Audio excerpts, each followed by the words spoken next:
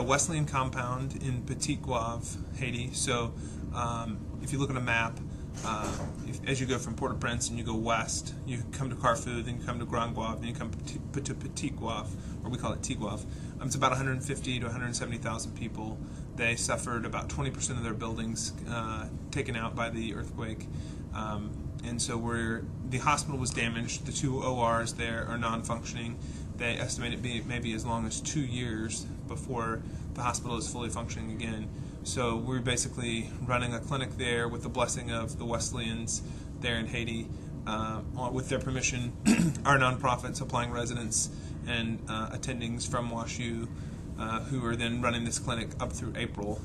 We're seeing about 300 people a day, and now in the past week I've been seeing 400 a day, and serving as an emergency room for that population of 150 to 170. We're in a position where we're one of the few aid relief organizations there, and in a place that direly needs it, because one of the 20% of buildings affected was their main. If you've ever traveled in a third world country before, Haiti is a third world country.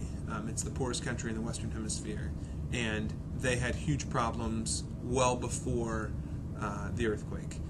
They have had hurricanes in 2007. They've had problems even dating back to their independence in 1789. There has been a long history of problems in Haiti from a socioeconomic and political and many other aspects of their society.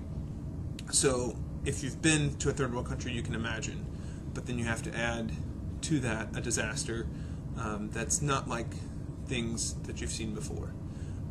Buildings that are just pulverized, sheets of concrete that look like they've been laid down like a blanket, and realize that that's affected every person you talk to. Pretty much has lost someone, lost a family member, or has a story about how they happened to go outside and when the earthquake happened.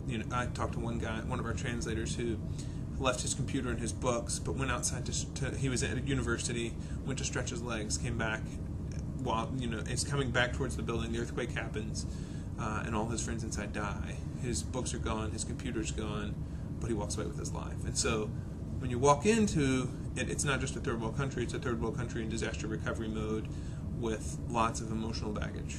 And no resources which to fix that, fix the situation. I think the thing that surprised me, and I don't mean to sound crass, I got there and kind of I saw it and was like, wow, this really isn't that impressive. I mean, it's a third world country. There's not that, you see kind of every other house, you're like, wow, that's pretty bad. But then I think the thing that really opened my eyes was, as we traveled and went further and saw more damaged areas, and then all of a sudden you realize the scope of this. I think that's what was eye-opening to me.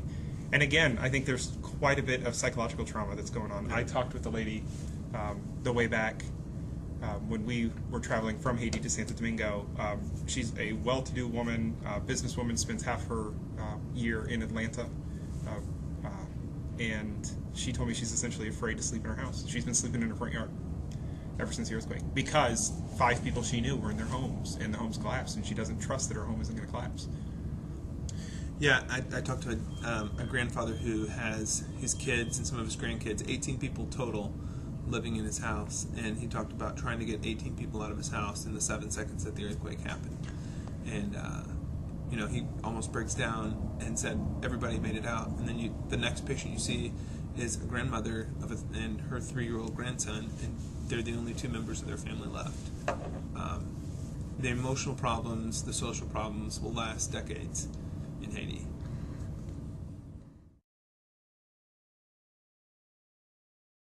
Certainly 2 and 3 weeks, even 4 weeks out, we were seeing injuries that had never come to medical attention, open fractures, wounds that had never been dealt with.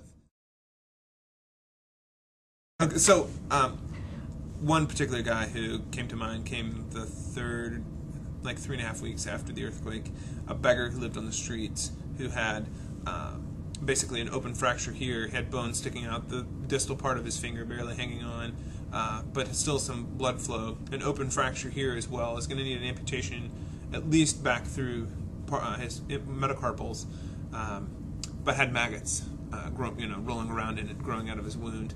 And because he's a beggar and because he has no resources and no family, that's what he was destined to do. And so we brought him, gave him antibiotics, debrided his wound, cleaned it out. But I'm not an orthopedist. I can't amputate his fingers.